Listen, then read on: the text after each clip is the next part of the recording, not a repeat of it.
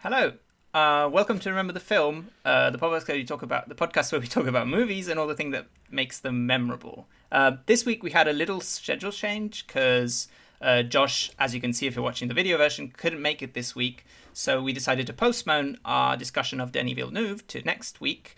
And instead, we have a first guest on the show, Jackson Wells, our friend from the Cantina Conversations podcast and all around Canadian bad boy. Jackson, how are you doing? I'm doing great. It's my pleasure to be here. I didn't realize I was first, so now I'm a little flushed, but it's okay. You're our first. Oh, you mean you didn't realize you were our first guest, or okay? I thought you were saying you didn't realize you were going to be introduced first. I was like, I don't know why that would throw you off. No. You knew you were on the show. Yeah. So Jackson is guest-wise our first guest. And we decided to take this chance because, as we've talked about before, me and Grizz are a bit more anime fans than Josh is. We did an episode on our intro to anime thing, and we thought, oh well, Josh isn't here, so we might as well do another anime podcast. So we decided to talk about Hayao Miyazaki. Obviously, he doesn't need any introduction. The co-founder of Studio Ghibli, and I don't know if you guys agree with me, but he's probably the most well-known animated director of all time, unless you want to consider Walt Disney. Well, yeah. So obviously Walt Disney would be better known than Hayao Miyazaki. Yeah. But the point is that he's in that window, which is pretty impressive. Yeah, which says a lot. And considering, he is still, anime is huge, but it hasn't still reached, the heights of Western animation in terms of popularity, I think. But it's so continuously growing. It's continuously growing. It is. Which is incredible. But the fact that he's so well known, I think, is a testament to how much his work has, impacted both just Japanese culture and Western culture as well. Okay, so. Just to introduce the episode, we're just going to talk a bit about Hayao Miyazaki in general, our thoughts on all of his movies and his work in Studio Ghibli and before, but also maybe we'll talk about also what the movie that he's about to do next and give our thoughts on that as well. And also then we are going to do our film to remember for this week, which is going to be The Wind Rises, which is the last film that he ever did, at least for now. Okay, so... I don't know where you guys want to start. I guess I could just give out a few interesting facts about Miyazaki. Yeah, I mean, it is possible that there are people who don't know who he is. Yeah. So go for it. If you don't know who Miyazaki is, he's the co-founder of Studio Ghibli, whatever you want to call it, which was founded in 1985. And I think it's one of the most highly regarded animation studios in the world. I think. Them and Pixar are pretty much neck and neck as the ones that people sort of think about in those terms. He directed 11 animated feature films, 9 of which with Studio Ghibli and 2 before, and 5 of which are among the top 25 highest grossing movies in Japan, which I thought was quite interesting. Right? 5 of his movies are in the top 25. That's pretty impressive. Pretty insane. Shows how much more they appreciate animation than the US appreciates animation. Yeah. Although I'm pretty sure there's some animated movies that are in the top like 10, 15 in the US as well, right? Films like Frozen and stuff like that, I think, are pretty high. We could probably find that out. Yeah, I'm not sure. But regardless, he did these 11 animated films. He is currently 80 years old. But he already retired twice and then decided to come out of retirement again now. And he's currently working on the next film, which, I don't know, I think presumably would be his last one because all of his movies take a long time to produce because they're all, hand animated. He does all the storyboards and everything. And he's elderly. So yeah, and he is 80 years old. He's very, if you see interviews of him, he's a very active 8-year-old. His mind is really... active. He keeps his body active as well. He does a lot of exercise, but still, he is 80 years old, so you could understand how it would take him a long time. I don't know if you guys have heard about this film. It's called How Do You Live, his next movie. And it's based on a Japanese novel. and there isn't much information about it, but the latest news on it was that Toshio Suzuki, who is the co-founder and longtime producer of Studio Ghibli films, has said in December 2020 that the film that they were hoping to finish the film within the next 3 years. So presumably we'll see it by 2023. We'll see. We just got to make it there. Yeah, let's hope he makes it there, and we get another great film from him, because I'm looking forward to this. The title sounds intriguing. I'm not sure what you guys think. Mm-hmm. I agree. I think it sounds like an interesting title, and it has a very Studio Ghibli quality just in the title alone. Which, but frankly, they can release any movie, and I will watch it, even Earwig and the thing. Yeah. Yeah, we mentioned that before. I'm just waiting with bated breath for this one, but no expectations, because I feel like it's gonna take a while. Yeah, it's gonna take at least 2 or 3 years, optimistically, but we'll see.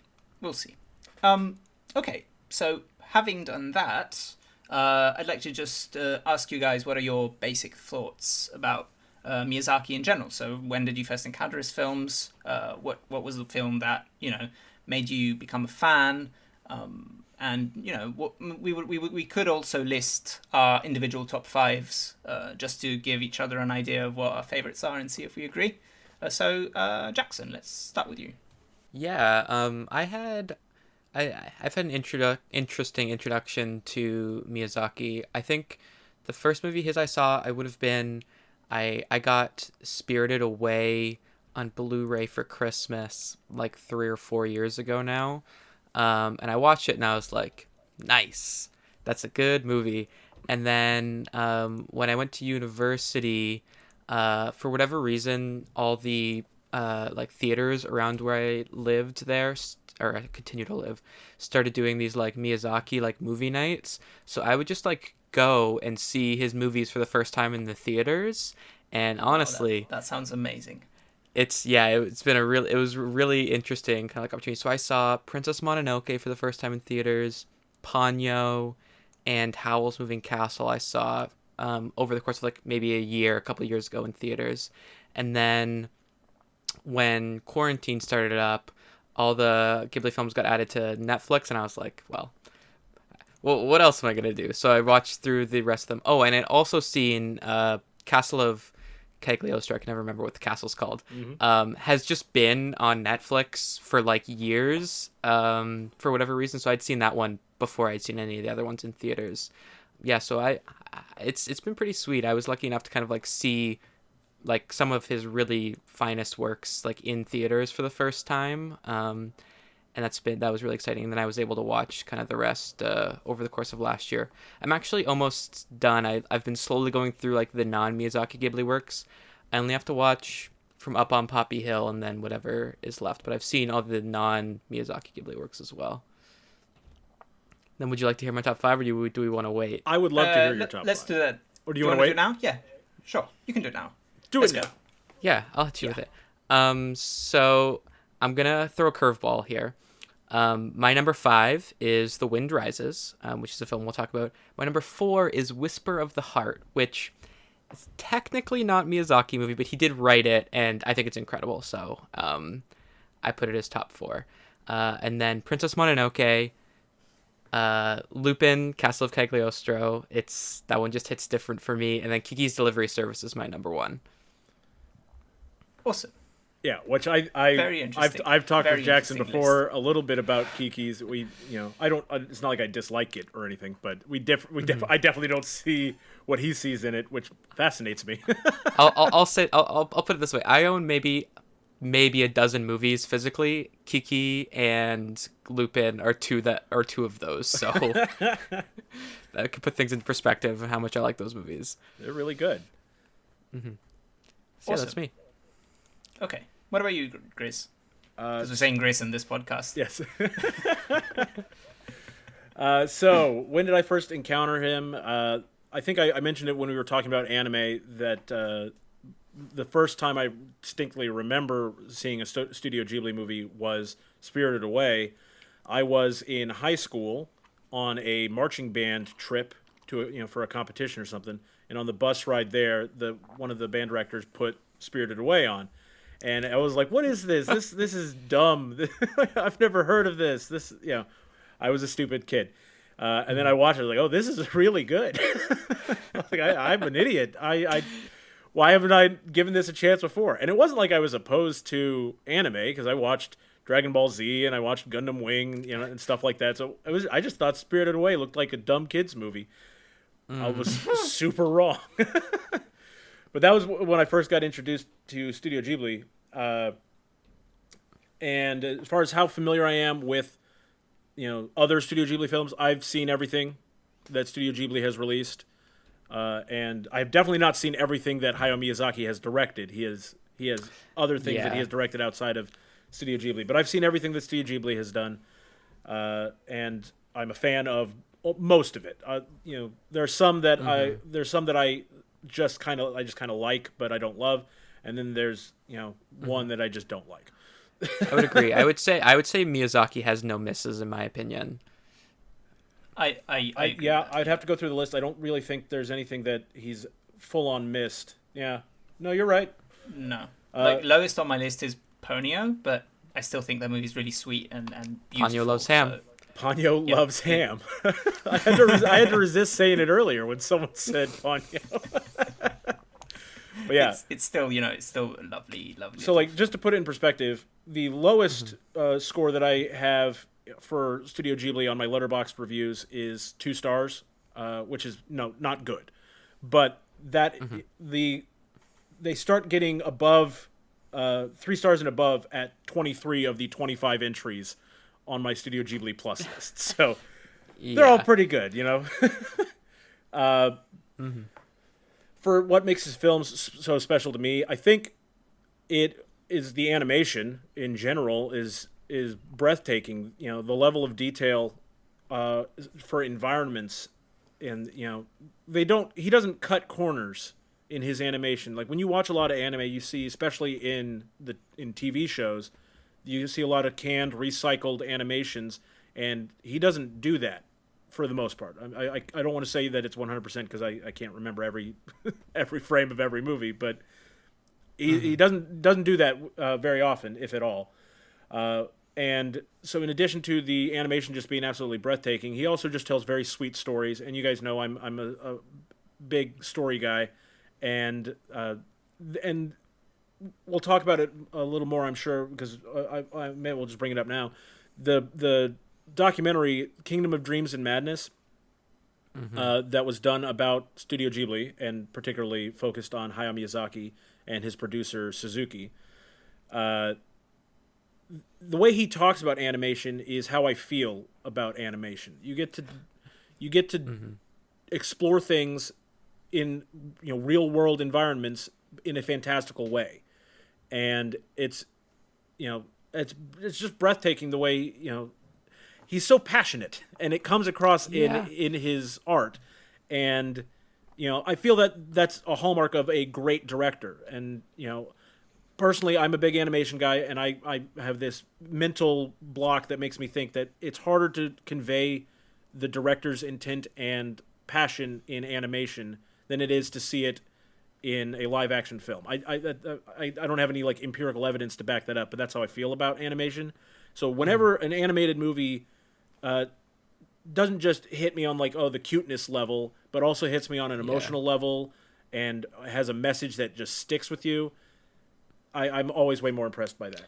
Yeah, I think to that point of animation, film in general is, in my opinion, by committee, but animation especially is by committee in terms of creating shots. It's it's not in general, it's not just one person, but in animation, it's especially not just one person. Yeah, because they're passing each frame from person to person to add more to it, and Hayao Miyazaki, he does the storyboards, but then once the storyboards are passed off to other animators, there's no guarantee that they're going to look exactly like Hayao Miyazaki drew them, right?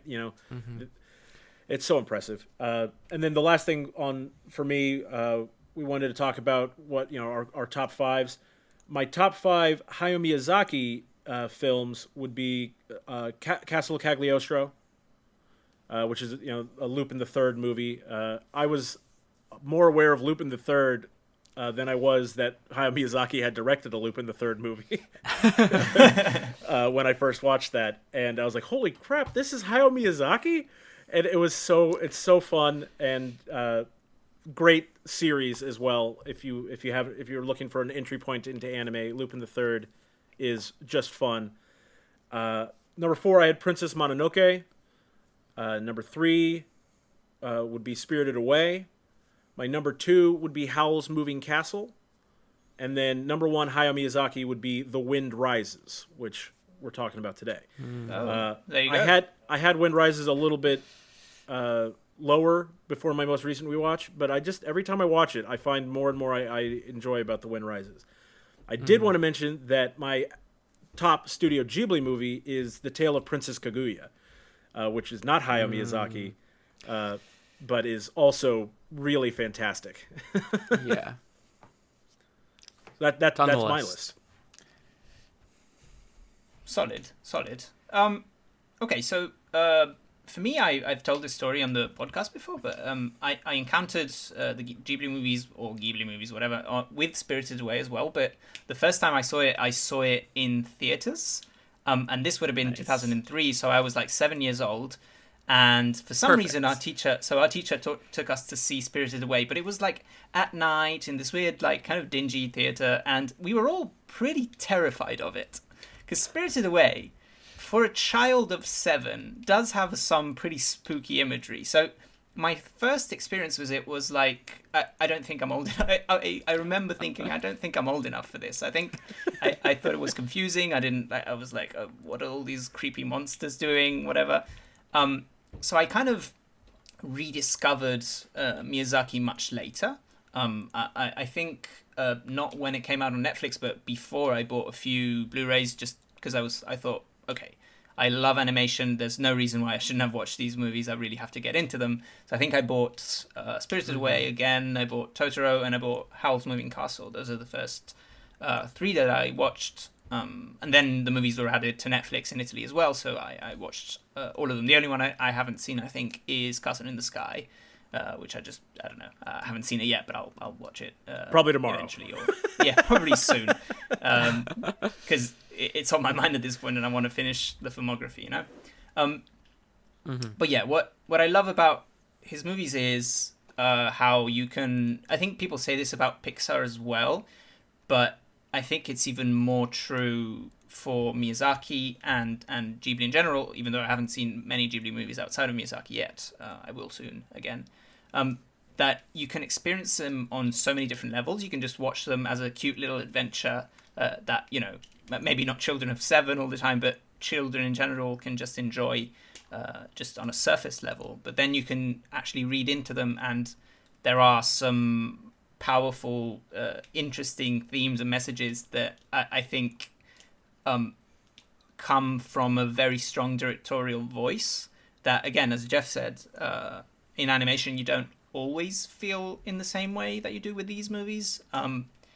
And they're also generally themes that, or political opinions or views that I share, that I care about in my in my normal life. So I think seeing them represented on the screen next to the absolutely stunning art of the animation and the fantasy worlds that he's able to build, it just creates a whole that really works for me. As far as my top 5 goes, I have Kiki in the top 5. I have it at 5 or 4. I'm a bit tentative on that.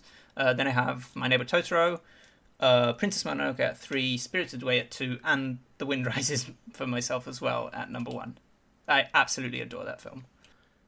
Is it because of Italy being featured yet again? It's not. It's really not.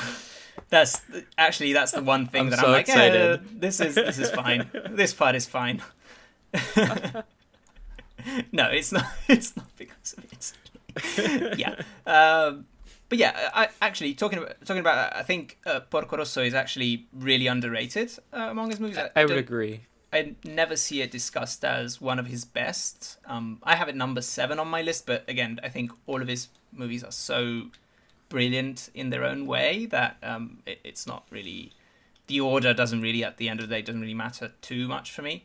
But I think Porco Rosso might be his most underrated, because I think he nails the feel of I've had grandparents talk to me about what it felt like living in Italy at that time, because it was during fascist rule. Right. And I think the film is surprisingly accurate to how people were and felt. Not like that new Pixar movie coming out. Let's not get into that. We haven't seen the movie yet. Give them a chance. We'll see. We'll see. Let's just say I had some thoughts about the trailer.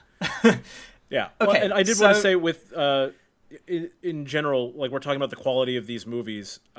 For all the Studio Ghibli movies, 9 of my top 10 I have rated as 9 stars, or excuse me, 9 out of 10. So I have 4.5 stars. There's so many excellent movies, and if I had to say something that I think is I guess we'll get into it. But the point is, just give these a shot. If you're a fan of animation at all, get past the block that or not. Get past the block and watch some of these, because they're really fantastic stories. Okay, go ahead, Hugo. And for the most part, they have like pretty decent dubs too, if that's kind of maybe not your thing. I watch almost all of these. I watch dubbed first because I like dubs, and some of the earlier dubs were not good, and then Hayao Miyazaki got pretty vocal about wanting to be involved with the dubs. And then since then, they have been fantastic. I would agree. I think at some point Disney took over the distribution, right? And so it was them casting for the dubbing, I think. Yeah, you got that Disney money. Yeah. Disney money, yeah, absolutely. Okay, so outside of just our general thoughts, I thought we could maybe just very briefly delve into some of Miyazaki's themes and stylistic choices that often are common to a lot of his movies, and because I think what makes his movies particularly stick out is how again, as I said before, they're able to carry very deep, thought-provoking messages in a child-friendly, beautiful, beautifully animated story. And I think I wrote down some stuff here, just general themes that you can often recognize in a lot of his movies are, environmentalism, pacifism, and war. War is often portrayed as the worst trauma for Japan, because I think is quite a common theme for a lot of Japanese films and media in general. Some his movies have been described as feminist because of the way they treat female characters, considering, especially as we know in anime, female characters aren't always as well treated and as well developed as they are in Miyazaki films. For example, his films have been praised by female critics because of the fact that they very rarely include any sexualization at all of female characters. A lot of his protagonists are female, and they're just very well-rounded, interesting characters. Other themes that came to my mind were stuff like the importance of love and family, this idea of progress as both a positive and the negative. I think we'll get into it in The Wind Rises specifically, but I think a lot of his movies have this idea of scientific progress and technological progress as a positive, in the sense that it's beautiful that mankind is able to create things, but at the same time there's sort of a criticism of how industrialized and commercialized the world is becoming and has become. And if you read interviews from him, he's very vocal about all of these subjects when it comes to both international and Japanese politics. He is very outspoken about all sorts of issues. Yeah. He's opposed to nuclear power. He's an influential figure, and they talk about it in the documentary I referenced earlier, that his opinion impacted the election. Yep. That's a lot of sway for a guy who makes kids cartoons. Yeah. And you can see in the documentary as well, where he talks about, I only take Sundays off, but from work, but Sundays are really busy because I go clean the river. So he's like fervent environmentalist and actively is so cool, because it's not just like he's not just telling you the message, like his movies don't just have a message. Hayao Miyazaki, outside of the movies, goes and lives his messages, which is just so inspiring to me. I just love this man so much. My man's talking about praxis. And at the same time, he's apparently also quite an intense person to work with. He's a very, grueling schedule and creative process. He doesn't have scripts, so he only does storyboards for his movies, but they take him years to produce, and oftentimes the movie goes into production, so the actual animation starts before the actual storyboard is finished. So the animators are having to work with an incomplete story, and they don't really know where they're going with this. They don't have a script. So, there's obviously people, I should say, with such strong creative visions sometimes can be quite difficult to work with because they demand a perfect version of what they have in their minds. Yeah, I watched the 10 Years with Hayao Miyazaki documentary, but it's more like a docu-series because it's 4 50-minute episodes. One of my major takeaways is that Hayao Miyazaki is like kind of a dick sometimes. And I was like, oh man, now I gotta think about this, and like he's not some I would 100% recommend that series. There's a lot, particularly in regards to like his relationship with his son, which is very like interestingly documented in that film. I'm shocked that like a couple of those things were like left into the film. He is a very grueling man to work with and for. And even in the much more rosy colored documentary of Kingdom of Dreams and Madness, you can still kind of see it, the way he talks about like some of the people he's worked with, and his expectations while he's working. He's definitely ruling with an iron fist at times, because he's very experienced at this point, so it's not too surprising that he wants things done a certain way and on his schedule, which has caused problems for the producers on several of his movies. But he at the same time it does seem like the people working there are like, oh, it's challenging, but it's also quite stimulating to work with this man. Yes. So there are obviously ups and downs to this type of strong creative personality, I think. Because at the same time, we probably wouldn't be able to get movies as great as these if he didn't have that strong. I think it's a fine line. It's that eternal thing. Oh yeah, there we go. Yeah, I mean it's a fine line between being a grueling boss, but the employees don't mind that because the ultimate reward is worthwhile, versus being a grueling boss and then the payoff is not there.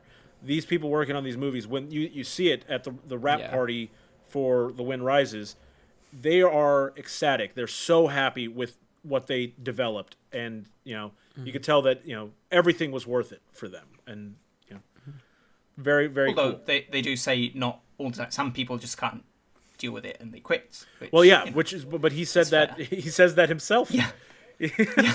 Yeah.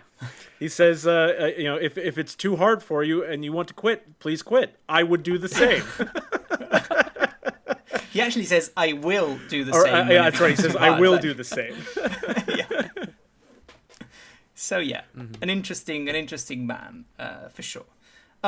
I don't know if we don't have any more thoughts about Miyazaki in general. I think we can jump into the movie. Well, okay. I just we were talking about all those themes, and we just kind of rattled them off. But I did want to mention, particularly with the topic of feminism, we talked about how his he doesn't sexualize the characters and all that. A lot of his main characters are children for a lot of his movies, and little girls, and he has said in public statements and things like that he just he I think it was, I don't know if it was a granddaughter or a niece, I can't remember, but he was talking to a child, and she was asking why there aren't more movies about little girls, but having adventures, and so he wanted to make movies for little girls where it's not about the princess getting saved or things like that.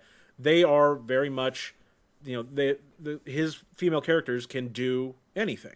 They don't fit into any particular norms in terms of what their attire should be or their behavior. They're just little girls having an adventure, and especially in terms of in comparison to Western movies, there's a dearth of female protagonists where they don't have any preconceived notions about what that character should look like or should do. It's one of the best things about his films for me is that none of the characters have there's no rules for what his characters will be allowed to do. It's very very very cool. Yeah, I have some more thoughts about Miyazaki, but I think they line up very well with like the way this film is presented, so I'll hold them till then. Okay, cool, awesome. Then that sounded really ominous. I didn't mean it like that. Yeah, it sounded. Oh, I have so many bad things about this movie that I love about. Yeah. So let's jump into our film to remember for this week, which is The Wind Rises. I've gathered quite a few facts because this movie is surprisingly deep when it comes to interesting facts about it. So the movie was released in Japan in 2013 and in the rest of the world in 2014. It is a fictionalized biographical film. It's based on the life of Jiro Horikoshi, who's a Japanese engineer, a real-life figure, Japanese engineer who was famous for creating these fighter planes before and during World War II. The fighter planes were the A5M and the A6M0, which are famous in Japan as the V0, the zero plane, because it's kind of a well-known, famous worldwide. If we're being real, yeah. But I mean, in Japan, it's kind of for them, it's sort of something that they're proud of as a technological advancement that Japan was able to achieve at the time. It's this so again, fictionalized biographical film. It has elements of his life mixed with some kind of we'll discuss this, but autobiographical things about Miyazaki himself. There are elements that come from this 1937 novel called The Wind Has Risen by Tatsuo Hori. The title obviously comes from there, but so for example, the story thread of the wife of fiancé and then wife of the protagonist getting tuberculosis comes from this novel. It wasn't something that happened. Basically, all of his personal life is fictionalized.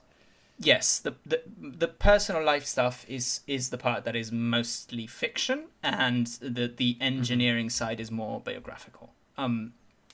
The film was made on a budget of $30 million and has a worldwide box office of 136. So it made quite a few.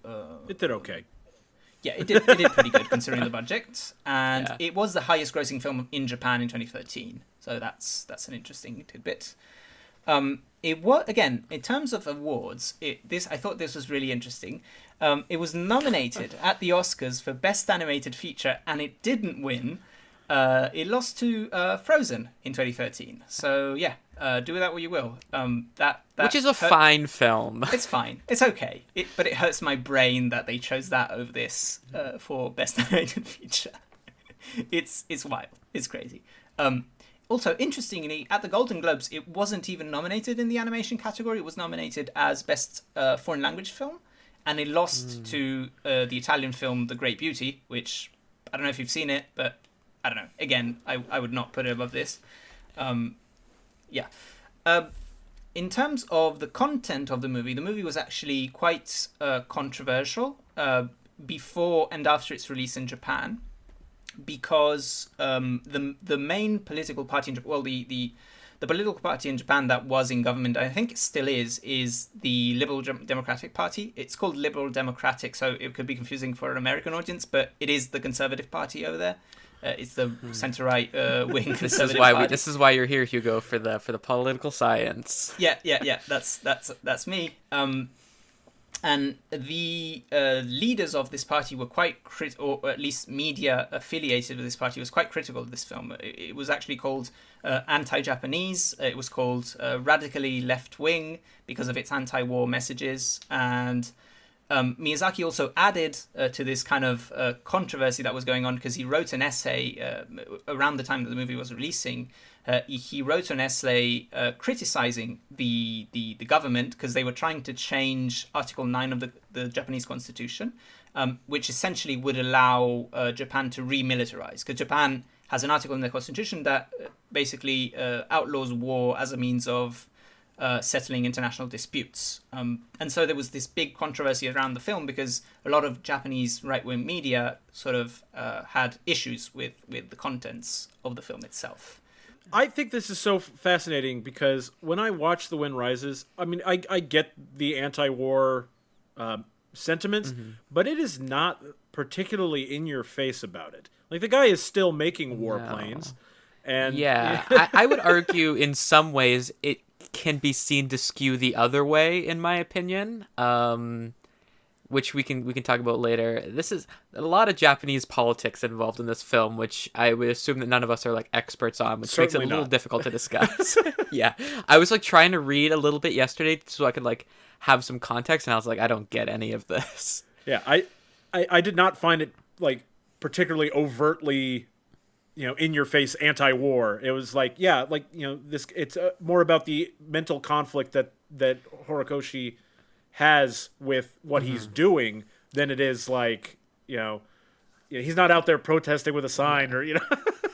That's true, but I also think that to a Japanese sensibility, this can be seen as quite against the war, because it's kind of a big deal in Japan, the fact that the government has never formally issued apologies of its invasions during World War II, because Japan invaded Korea, it invaded China, and a lot of the centre to centre-left wing parties have always wanted Japan to officially sort of apologise for those actions during World War II, where Japan was allied with the Nazis. Yeah.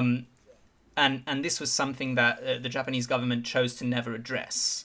And so the fact that even the film has an anti-war message at all, and it's taking this zero plane that the Japanese are quite proud of, at least on the right, it to their eyes it turned out to be quite a controversial message. And it's a cultural difference, because I see it, and I see this movie, and I see that Hayao Miyazaki is still quite proud of the zero plane. And that comes across in the movie, and it's that's why that's one of the reasons I kind of love it, is that it he's not he's still very proud of their accomplishments in technological advancement and things like that, but is also able to acknowledge the bad sides of it, which was what makes this movie great. Yeah. Okay, so having said all that boilerplate stuff, let's get into our discussion. So I thought, just to start, what do you guys just very briefly in general think about this movie? What's your Twitter review of The Wind Rises?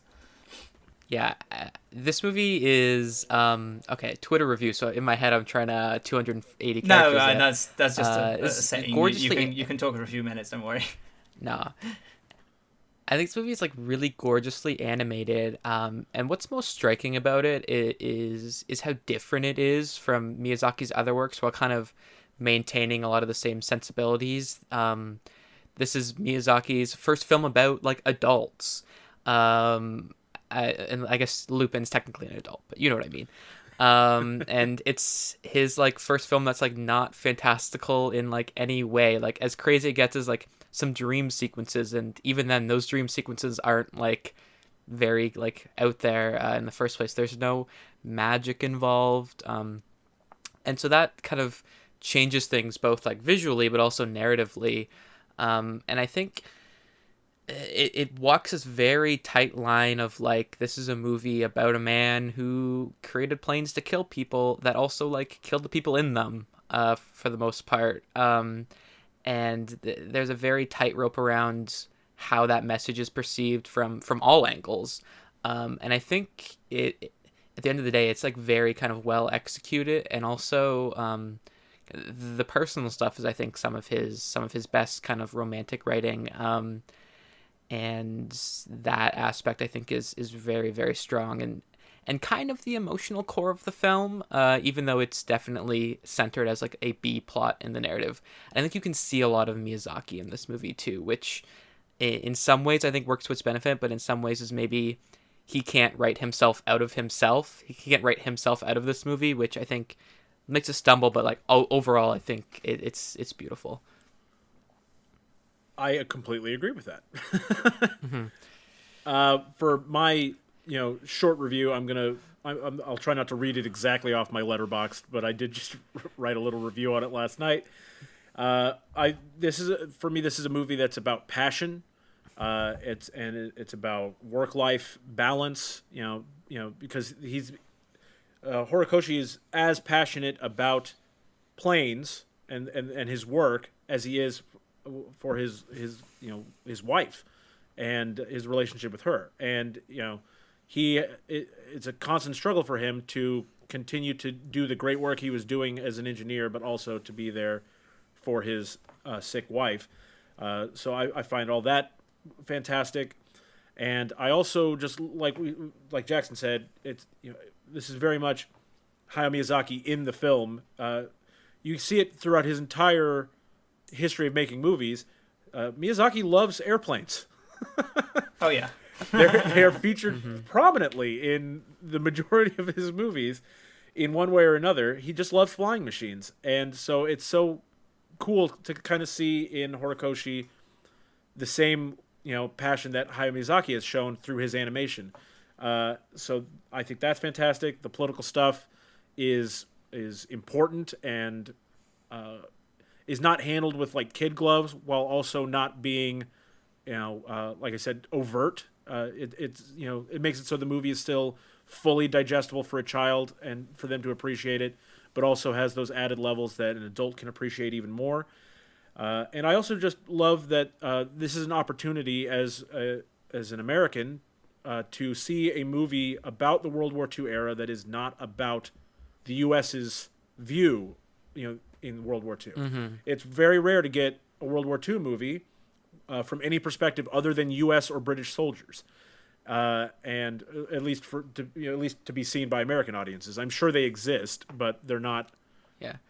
Widely well known in the United States. And as a fan of a history guy, I like studying history. It's a really cool perspective to get to enjoy. But I do have to say, my absolute favorite thing about this movie is the sound design. The sound effects in this movie are so unique. They're all man-made, and there's moments where I forget that this is a bunch of people making noises into microphones that are making these sound effects, because sometimes they're so good, But that, I did want to mention that Jackson said that it's not magical, but I think they still managed to achieve a level of whimsy through the dream sequences. Oh yeah, 100%. That still gives you that air of fantasy that you come to expect from Studio Ghibli movies, while still being fully grounded in a very real story. I love it. Mm-hmm. Hugo, what are your thoughts? So, for me, it's my favorite Miyazaki film because it's the one that got me the most on I think on a personal emotional level. I think the personal storytelling of this Jiro character, who is extremely passionate and falls in love, and at the same time he has a very sad side to him, that he's sort of a melancholic character all of the time, because he is so passionate. He wants to make something in all the dream sequences with Caproni, who we'll talk about.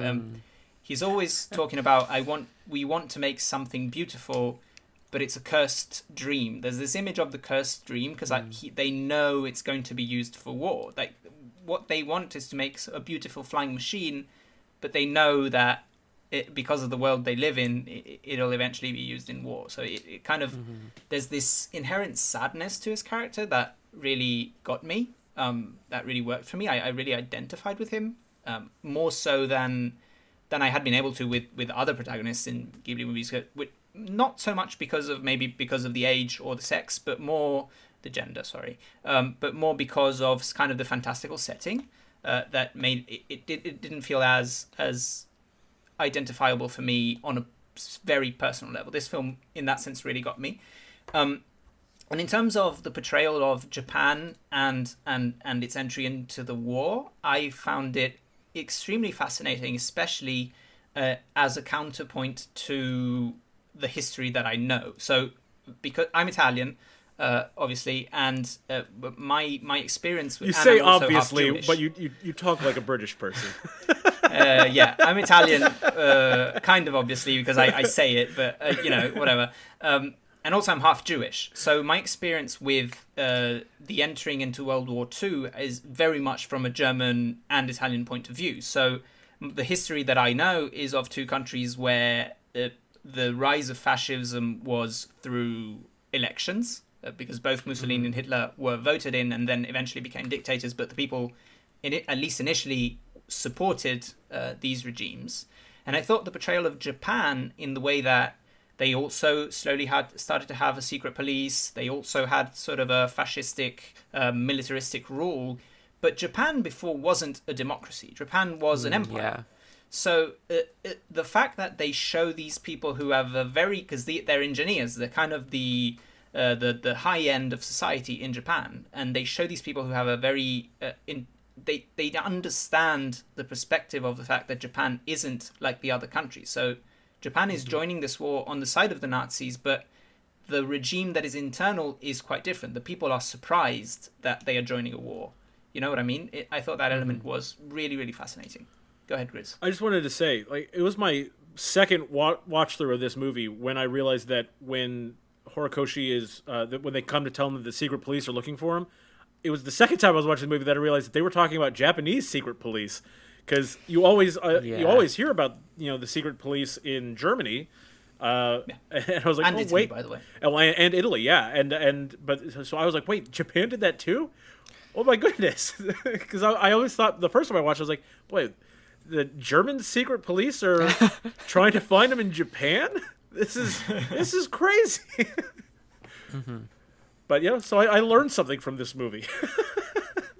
I thought that element was incredibly fascinating. It's a point of view that I hadn't really thought about, because in my idea of history, it's the Axis. You have Japan, you have Germany, and you have Italy. They work together against the Allies. But Japan was quite different in the way they had ended up in that alliance. It wasn't exactly the same, especially internally. So a lot of Japanese people at the time, Miyazaki talks about this quite often. He talks about his father and how they were all surprised that they were joining a war. And Horikoshi himself, there were some diaries of him that were published later after he died, and in his writing, he often wrote, Japan is going to blow up. The sentence that we get in the movie, Japan is going to blow up. They are entering a war with America for no reason other than blindly trying to conquest in Korea and China, and we are going to lose. Like, this is crazy that we're doing this. But because it's an imperial rule, the Japanese people didn't really have a say in the same way that kind of in Germany and Italy they did. So I thought that perspective was really interesting. Yeah, I think it's also an interesting perspective, like, technologically, when they were talking about, like, you're just like, oh, yeah, these people are just at the forefront of innovation and technology, which is, like, not necessarily true, because you're, like, in Japan, they're like, yeah, we've got, like, some wood and some, like, very basic, like, materials to stick together, and they go to Germany, and they're like, man, I wish we had, like, metal to build planes with, and I was like, you didn't? Like, it's very it's a very interesting perspective to kind of see what things were like back then from, like, an actual, like Miyazaki wasn't there, but, like, from that kind of historical, like, national lens. I mean, he was born when I think he was born in 41. So I mean, like, I think he has memories of the war. Yeah. which but not obviously in the detail that movie goes in. Yeah, obviously not to that detail, unless he was a very, very intelligent and involved 5-year-old. Yeah, which I'm sure he was. It's sure interesting too. I was reading a quote from Miyazaki where he was like, "Yeah, if I was like 10 years old, I probably would have been a military youth." And I was like, "That's really how easy that can happen." Yeah, That's children are easily manipulated. Yeah. So yeah, the war stuff is, one of the more fascinating elements to me in this movie for sure. But I like Jackson was saying, this is the advent of Japan as the technological powerhouse that we all know them as today. They, it kind of starts here with the innovations that they were able to make in aeronautics, and then all that stuff. I mean, you've seen it. How many people own a television that was made by a Japanese company? I mean, like a lot of people. We all own game systems. That all starts just after the war, where they convert all of their factories and everything to building new technologies, and that it starts here, which I think is a very neat thing that you get to see that transition. Yeah. So, just to go through some different aspects of the movie. First of all, I'd like to talk a little bit about the setting, because it's quite interesting that it is the most grounded in reality Miyazaki film. But we've already mentioned this, that there's these really cool dream sequences where Jiro meets this another historical figure, a real life Italian engineer who also built planes, and which of course were used for war. This Caproni person, and I'm just interested in how this movie is grounded in reality, but through both the dream sequences and the use of fantastical animation, it manages to maintain that sense of magic and fantasy that Miyazaki films have. So, for example, when the scene that I remember is when they have when there's that scene with the earthquake, and the ground actually does like waves, which of course are completely impossible, but it fits into this world despite the fact that it's realistic, because you could tell the same story in live action, but it wouldn't have the same exact charm. I don't know if you guys noticed stuff like that. Oh yeah, absolutely. Especially in that scene in particular, that's one of those scenes where I had a moment where I couldn't tell if this was a dream or reality. Yeah. And part of that is the fantastical animation of like the waves of Earth moving, but combine that with the sound design, like I talked about earlier, where like this earthquake is very like unusual sound effects because it's all man-made, but so it all adds to that. Even in this reality, you have this momentary question of is this actually happening to him, or is this another one of his bizarre dreams? And then it's like, oh no, this is real. Yeah, I think too, just the kind of I think this movie needed that, because otherwise I think if you through the dreams you get like Jiro's dreams of like, hey, I want to build something beautiful, and I think without that it's a little easier to be like, this movie seems pretty happy to go to war. Yeah. Which is clearly not the message.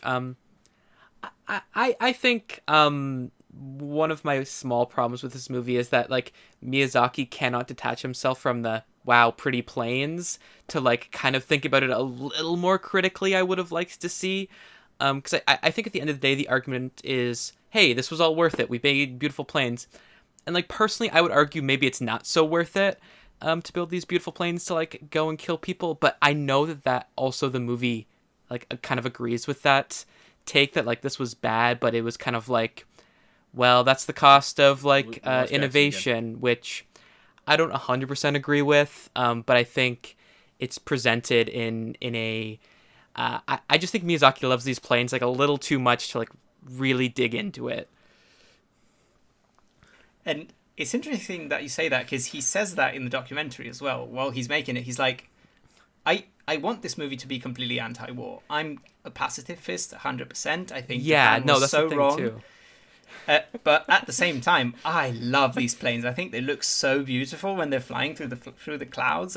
So I think I think he says, "Am I a hypocrite for loving these planes so much?" Yeah. And I guess that sort of contradiction is part of the story of the film. And maybe it's hindsight for me, but I was thinking that part of the reason why I can kind of justify that he continues to make these planes, even knowing what they're going to be used for, is sort of a similar thing to what Galen Erso says in Rogue One, which we talked about recently, about like they would do this without me. So I can be involved, and because they're gonna make warplanes with or without him. Yeah. And he wanted to make planes, and this was the way he could do it. I can kind of not quite justify it, but it moves it closer to justification, if you know what I mean. It's also, again, I think the movie doesn't go into detail on this because it doesn't want to get too dark, but it's also a world where if he's the best designer of airplanes and he decides has to build airplanes for the Japanese military. He decides to not do it, the secret police is going to go to his house and sequester him and force him to do it. Yeah. So there is also that I think the movie portrays it but doesn't go into too much detail with it. I think the conversation that he has with that German character in the hotel kind of goes into something to that extent, because he's saying, oh look, there's a war coming and these countries are going to blow each other up, and the German designer, he's in trouble, and then we find out he's been killed.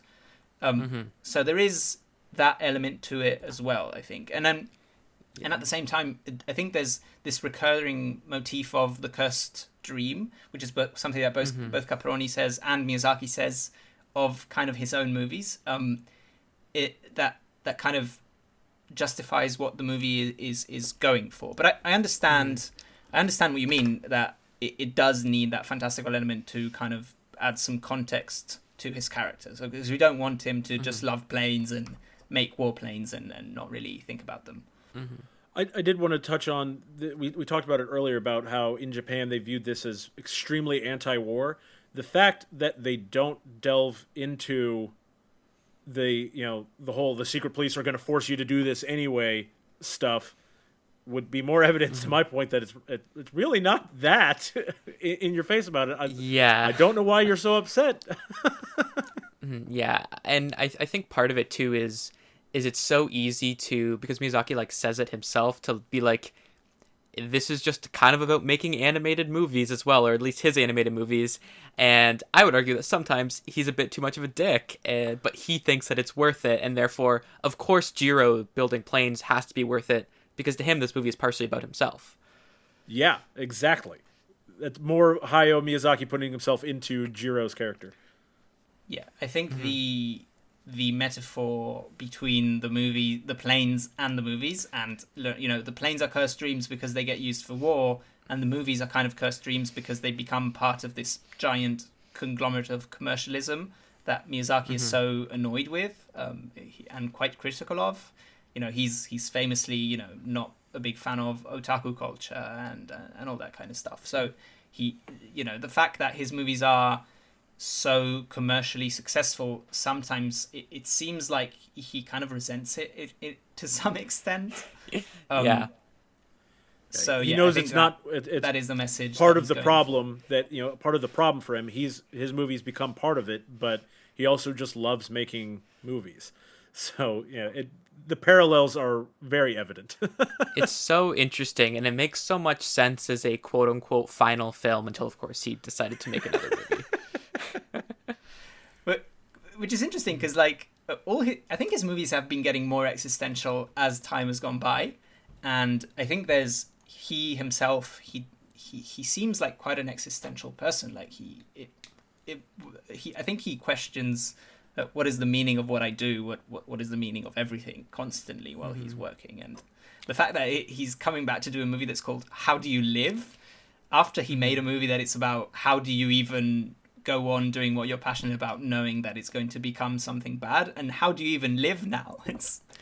Then the quote too: "The wind is rising. Yeah, therefore you must try to live." Yeah, yeah. It's a lot going on here. There's a lot of him in the movie, for sure. That being said, just to get back into more of the actual story of the film, how do we feel about just the more personal side of this story? So Jiro's relationship, the characters that he encounters. So I'm thinking specifically of, obviously love story with Nahoko, and his friendships with his, there's Honjo, which is one of he's an engineer that is more or less of the same age, and then there's this John Krasinski. In the dub, right? It was John Krasinski. Yeah. Okay. I guess we didn't ask for the most recent watch. What did you all watch? Did you watch dubbed or subbed? Sub. Sorry, what was that, Hugo? Sub. Sub. Okay. And there's a very specific reason. Yeah, I've rewatched the dub, but I had originally watched the sub, like, whenever I watched this movie first. I watched the dub again, because I do really enjoy the dub. Werner Herzog, man. Werner Herzog, mate, is so good. Wow, what characters does he play? He's, I forget the character's name. He has, the German that he meets at the He plays the German. hotel. He plays the German. Right. That makes sense. But, okay. So now it's time to talk about the curse, isn't it? He has like 10 lines in the movie, and they're all incredible. Yeah, and then he's kind of I want to hear more about that character, because he does such cool, he just kind of disappears because he's running from the SS. I don't know if it's implied that he's a German Jew. I kind of got that vibe, but at the very least, if he wasn't a German Jew, I thought that he was at the very least acting against the interests of the Nazis. Which, by the way, is I don't know if this movie kind of has personal ties for me, but my great-grandfather was a German Jew who was an engineer and escaped from Germany to England. Wow. So there's a lot of parallels that I keep finding in this. Okay, let's talk about the curse. So for this movie, the casting choice of the main character, Jiro Horikoshi, this is portrayed in the documentary as well, is Evangelion creator Hideaki Anno.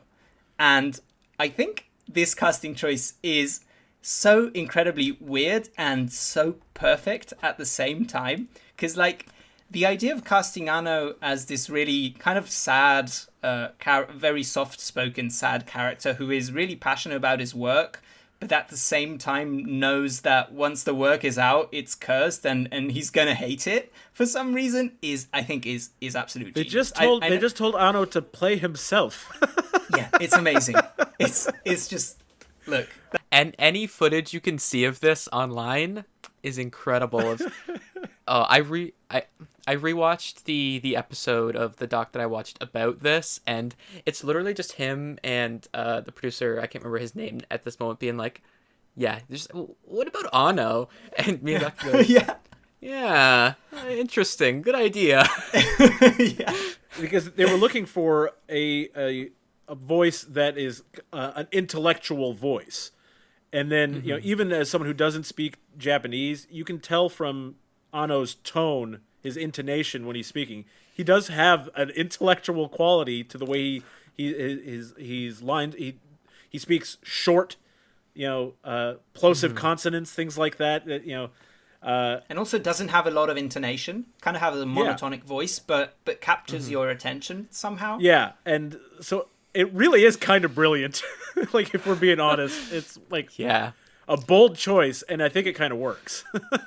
Yeah, and there's this really funny scene in the documentary of Miyazaki just absolutely frustrated of all the actors that are auditioning for the role. He's saying, "Oh, I hate them. They're just so bad. They're all come into this and they overact it, and I'm so annoyed with it. Maybe we should just get a non-actor." And then somebody suggests Anno, and it goes from there. It's so cool. If I weren't seeing it recorded as just part of a regular conversation, I never would have believed that was how they settled right? on him. It's so weird.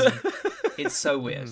Because you see Miyazaki in the documentary is he's like, You see him come up with the idea. He's working it through. The cogs are turning, and it's like, let's go with let's Arno. call him.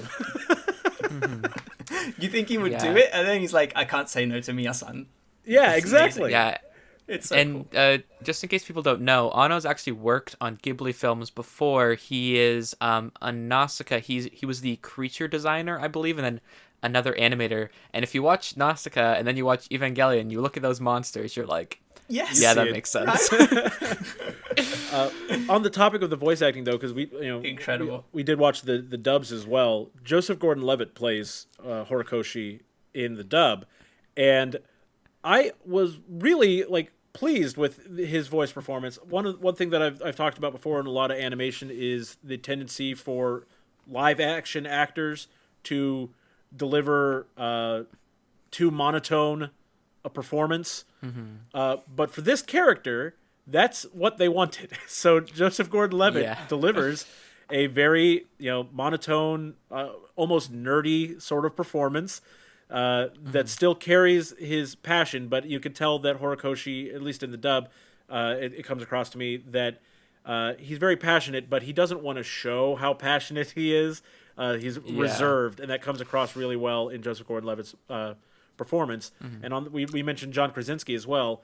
His character is the more outgoing, and John Krasinski carries that very well in his voice as well. And then Werner Herzog sings a song on the piano. Yes, which makes the movie. I actually really love that kind of that section of the film. I was like, I too want to stay at a Japanese hotel in the countryside. Yeah, and throw airplanes. Have and not a fall care love. in the world. Just making Yeah. paper airplanes and playing the piano with Werner Herzog. Everyone hangs out. I miss people. Oh, yeah. Let's not go there. And also, during that hotel sequence, whenever they're outside and she's in the field painting, a lot of imagery reminds you... First of all, it's absolutely beautiful, but it reminds you of specific impressionist art from France. I don't know if you're familiar with Monet, but if you look at some of his paintings, there's one specifically of a woman in a white dress in on top of a hill holding a white umbrella, and it's basically the poster to this the film. poster for the movie. I'll go and put that back on the screen so that people will see what we're talking about. Yeah. The art just throughout is stunning. I think we can't even, I don't know, give it enough credit for how beautiful it is. Yeah, it's just the perfect shades of blue and the perfect shades of green. And we talked a lot about how this movie is kind of a little more grounded, but it's just so beautiful in those scenes. And it starkly contrasts the rest of the movie. Yeah. Because the scenes inside the city, for example, when the secret police are looking for him and they're in the car, they're pretty grim. They're pretty grey and brown and drab. But they give you that feeling of a country that is about to go to war and where the secret police are seeking people out. It's one of those examples of an animated movie emulating the lighting that you would see in a live-action movie. And to generate that symbolism, and it's a sign of an expert that they take that into consideration. and at the same time, they're really able to still make this an animated magical movie, because I think one of my favorite scenes that sticks with me in terms of just the beauty of the animation is when they're in Germany and he falls asleep and he starts dreaming, and then he's in the dream talking to Caproni on top of the plane, and then the scene, without a cut, the scene transitions, the camera goes from him standing on the plane to down, and looking down, you're back in Japan. And that's reality. He's outside of the dream, and that's the scene transition. I think that stuff is mind-blowing. Yeah, and there's one, too, where they do, an animated, Spielberg, zoom pan or whatever he calls it, and he, wakes up, and I was like, oh, you're a tricky guy there, you Mr. Miyazaki. Yeah, they're doing a whole bunch of interesting things with simulated camera movement and scene transitions and stuff like that. So yeah. And it was really fascinating seeing in the documentary, on his storyboards, he indicates how he wants the camera to work in those scenes on his storyboards, which how can you visualize that? You're looking at a still picture and you're like, okay, but this is how it's going to look when we transition. I'm so jealous of having that sort of eye. I think you also see him in the documentary just sort of closing his eyes and moving his hands around, like figuring out where the plane is going to move compared to it. You know, which I was incredible. thinking about that when I was watching the documentary, and you see him moving his hands around like that. That is also how I think that they decided to do the sound effects the way they did, because it's like I just picture Hayao Miyazaki playing with toy planes, and then they're just like, okay, but now make those sounds, but make them better. Good stuff. Good stuff. So okay, again, the more personal side of the story, I think really got me. I love his relationship with Naoko, both in terms of the tragedy and just the fact that the way that they fall in love. I think it's all very sweet. It fits into the time of when the movie was, when the movie is set, but it feels modern. Like he's always quite, even his relationship with his sister, he's like, oh, you want to be a doctor? You can be a doctor. You can do whatever you want. And this was Japan in the 40s, so it's probably not very realistic, but you can see Miyazaki's thoughts shining through there. I have a note too. In the documentary, he talks about storyboarding the train scene where they meet, and he's getting really like frustrated and he's having a hard time like deciding what he wants, and then he says this is the first time he has depicted a adult relationship on screen, and he says he's never loved anyone like that, so he doesn't know how to depict it on screen. And I was like, you have a wife and child. That's kind of sad, like for them, but also for you, that's kind of sad. It's very, very interesting. But also when you see the way Goro talks about everything, it's like, oh, I can kind of see that he wasn't necessarily feeling the love. Yeah, it's like, I was like, oh, so many people are gonna see you and you said that. But it like, in the sense of, as this film, it's very interesting to consider like how he decides to depict it as just like, hey, let's just stay together, and that's kind of the most romantic thing that he can come up with, which is pretty romantic too, in my opinion. Yeah, and it feels like Hugo said, feels real. That I thought it was very well executed on-screen romance. Oh yeah, no, I agree.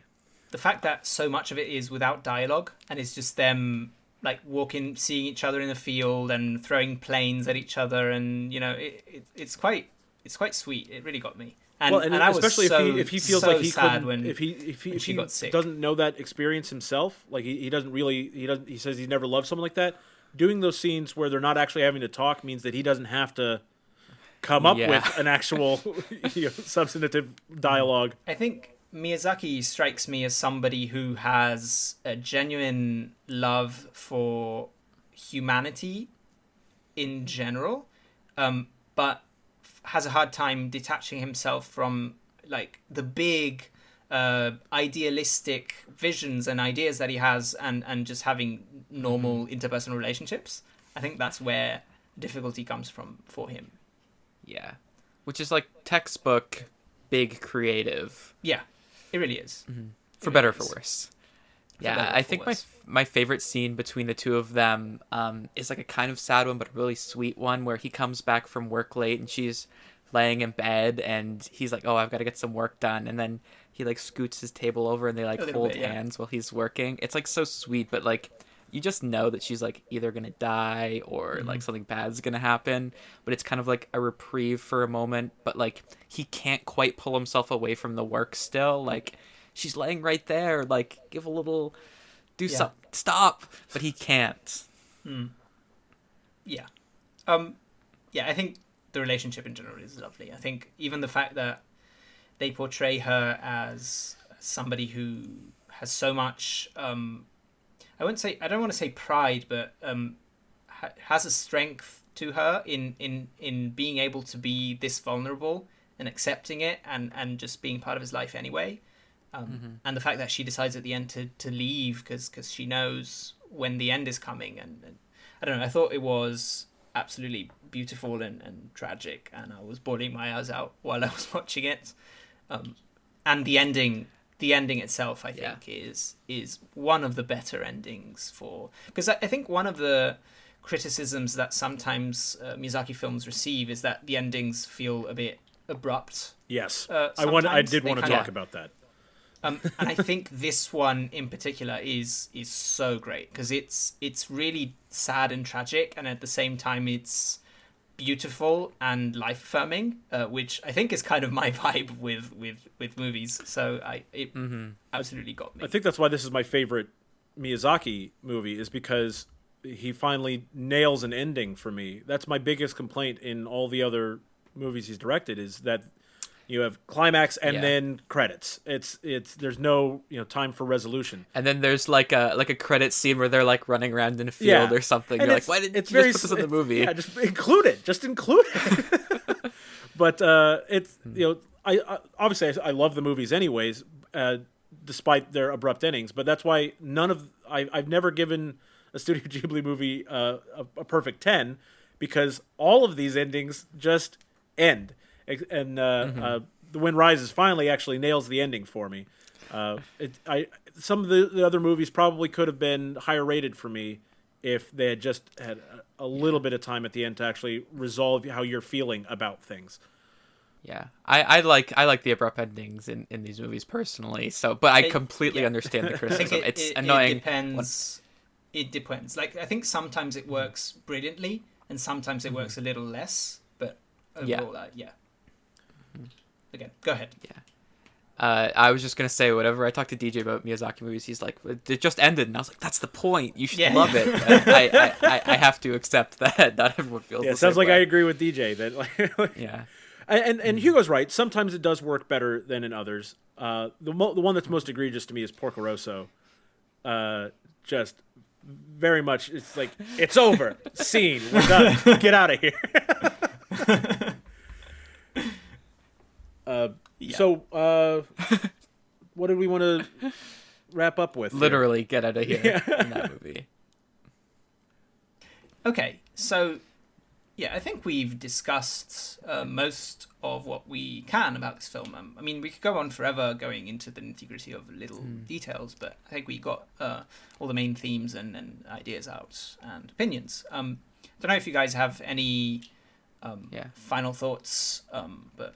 Yeah, for me, the final thought is that ending is very powerful and life-affirming and beautiful, and it really, really got me. And one thing that we haven't mentioned, the music. That really good. Musical. It's on Spotify. I was so happy this morning when I found it. That music cue is that is repeated throughout the movie with different instruments, different, sometimes it's faster, sometimes it's slower, but heartbreaking from beginning to end and absolutely stunning. Can I ask a question before we wrap up? Yes. This is more a general question. What do you guys think after Hayao Miyazaki's actual last movie, whenever that may be? What do you guys think about the future for Studio Ghibli? It's tough because I think because in 2013, both this and The Tale of the Princess Kaguya came out. And both, I think Takahata has retired definitively. Yeah, and he also passed away in the following years. Yeah, but I mean, at the time he had to retire. They both had retired. Yeah. That's what I meant. At the time they both had retired, and I think Studio Ghibli shut down everything for a year or something. They didn't really work on something. They had, I think, When Marnie Was There was already in production, and then they released that. But the actual production of movies, after the two founders had retired, stopped for a year or something. And then Miyazaki came back and he started production on the next film. And so, the studio sort of reopened and started working again. But it kind of sets a precedent for that studio having such a distinct creative force behind it, which were Takahata, Miyazaki, and... Suzuki, the producer, and I wonder if they can sustain the kind of level of excellence and reverence that people have for it going forward. I loved When Marnie Was There. I thought it was absolutely fantastic. But I've heard it's brilliant, yeah. But I actually did not like Earwig and the Witch, and it's not just the animation. There were other problems with that movie because they did move to the 3D computer generated animation for that one, and yeah, I didn't love that, but that wasn't the reason I didn't like this movie. So so I'm legitimately a little bit concerned. I have some hope for the future of Studio Ghibli just because it wasn't just Miyazaki and Takahata. It wasn't just them making movies. They did have other directors and that did make some excellent movies. So I have a little hope.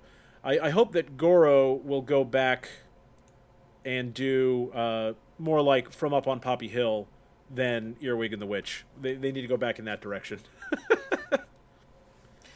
But I also think a lot of famous, or at least well-regarded Japanese anime directors have passed through Studio Ghibli, right? Like they worked there for a bit, and then they kind of moved on to do their own thing with another production company. So I don't know.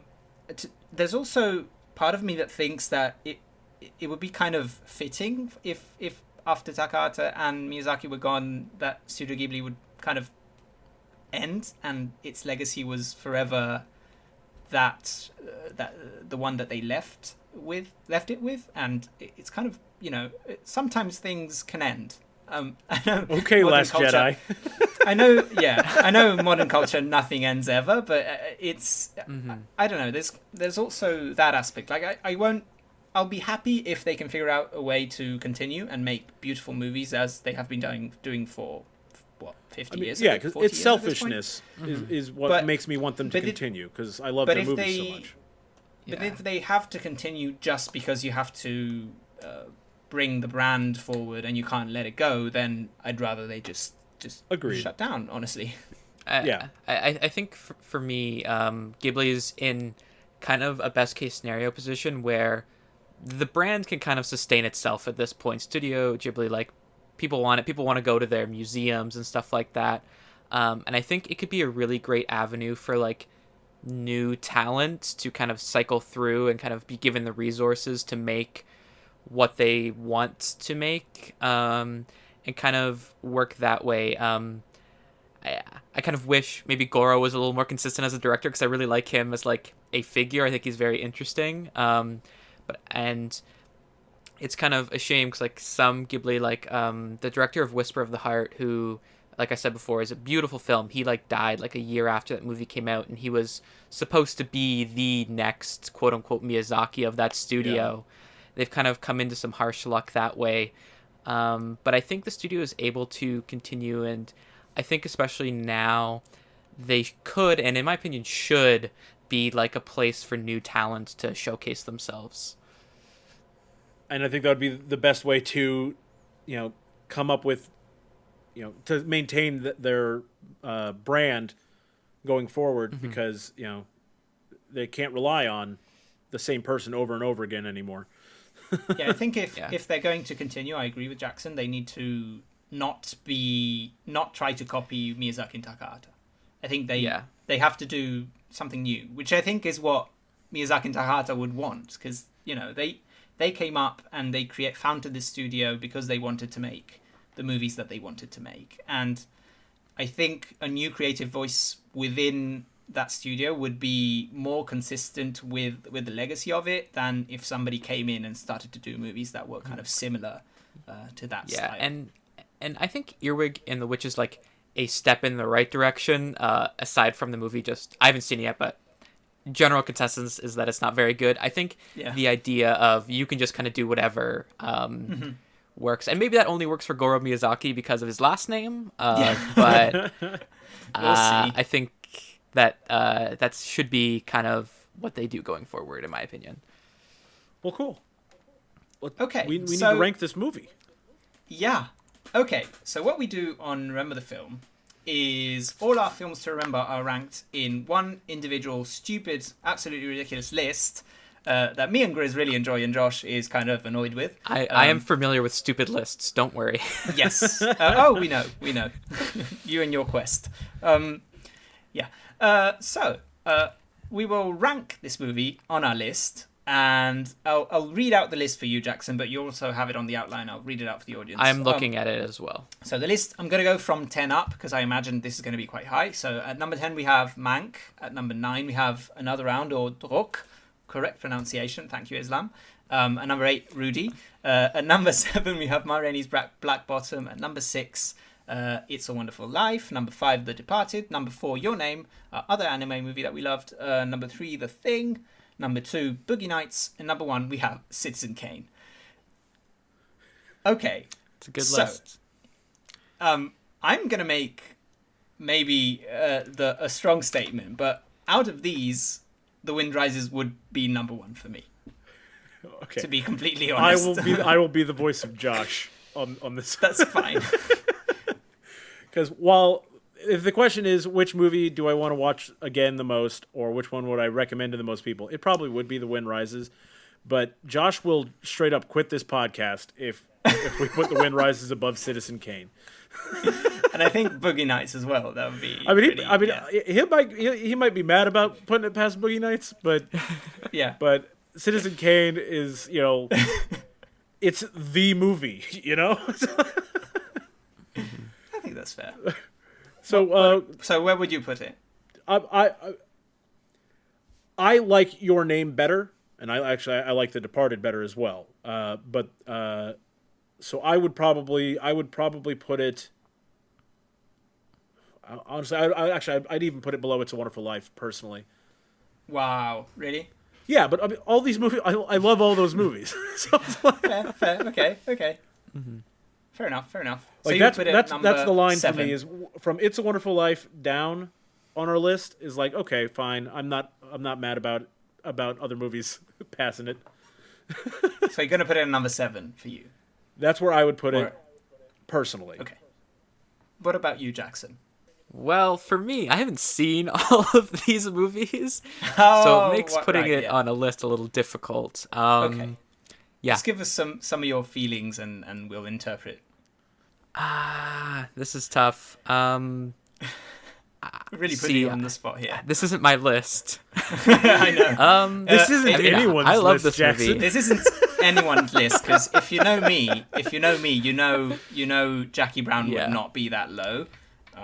But yeah. Yeah. I think around It's a Wonderful Life is an appropriate place to put this movie based on the list. Okay. Taking things into consideration. Okay, I think that's fair. So I think I would be outvoted for putting it higher than The Departed, Your Name, The Thing, Boogie Nights, or Citizen Kane. So I guess we have to decide whether it's above or below A Wonderful Life. For me, it's obviously I would put it above. Yeah, I would put it immediately below It's a Wonderful Life.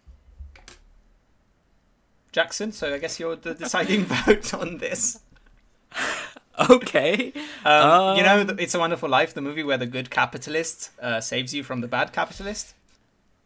Yeah, I'm familiar with that movie. I really love it. Compare that to the movie about the engineer who makes warplanes that kill people. Compared to that. Let's put it above. It's a Wonderful Life. Hugo wins. Hugo wins. It's above It's a Wonderful Life. I win. I'm not mad about that.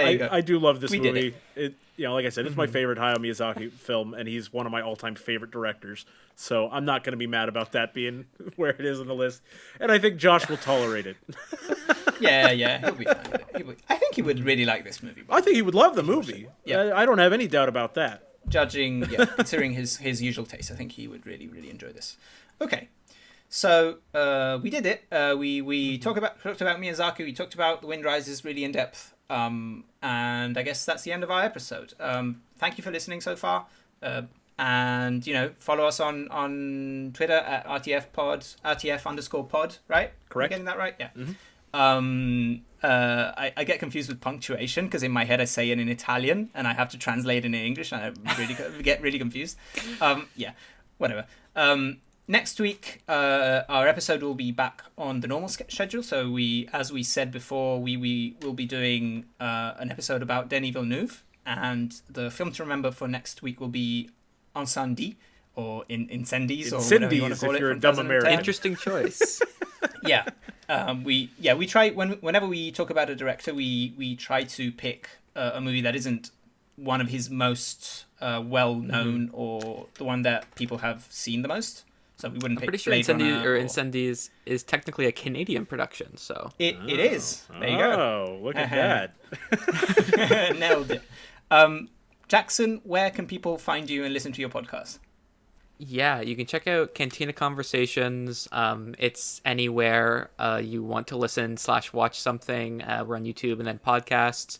Right now we're doing a watch through of like Clone Wars episodes about clones leading up to the release of the Bad Batch, which if you don't know what any of that is, then it might not be the podcast for you. But if you do, then it could be one to check out. It's a Star Wars podcast. Yeah, so if you don't like Star Wars, I understand maybe not checking it out. Oh, also, I forgot to do this, but what did you think about our Star Wars thoughts? I'm going to put you on the spot. I thought they were okay. I think okay, I'll give one hot take. I think Jeff has Rogue One too high, and I think Hugo has it too low. Fair enough. You agree with Josh? Yeah. Yeah. There are some takes there. Also, Jeff's ranking of the sequels is neither here nor there. Yeah, you guys have already roasted me enough for my my take on Rise of Skywalker. But I stand by it. You can also that's fair. You can also find us at Cantina Convo on Twitter. I try to do fun engagements, but then sometimes I get too busy, and I don't. And then personally, I'm at Jackson W. Wells. But it's right there. You have it on the screen below. And all right, everyone. If I can add just one little shout out because Jackson's gonna be humble. Cantina Conversations is fantastic. It is. If you're a Star Wars fan, I really do highly recommend it. They got great content about the movies, the shows, books, making up your own Muppet Star Wars. There's all sorts of great stuff. If you're a Star Wars fan at all, highly recommend Cantina Conversations. Yeah, and same for me. I listen to 2 Star Wars podcasts. One is Force Center, and the other one is Cantina Conversations. Yeah, and if you like The Last Jedi as much as me, they have an episode that is 3 hours long about The Last Jedi. So there you go. Knock yourself out. All right, everyone. Thanks for listening. Please subscribe, leave us a like. Tell us what you thought about our thoughts on Miyazaki and The Wind Rises, and we'll see you next week with Denis Villeneuve. Bye, everyone.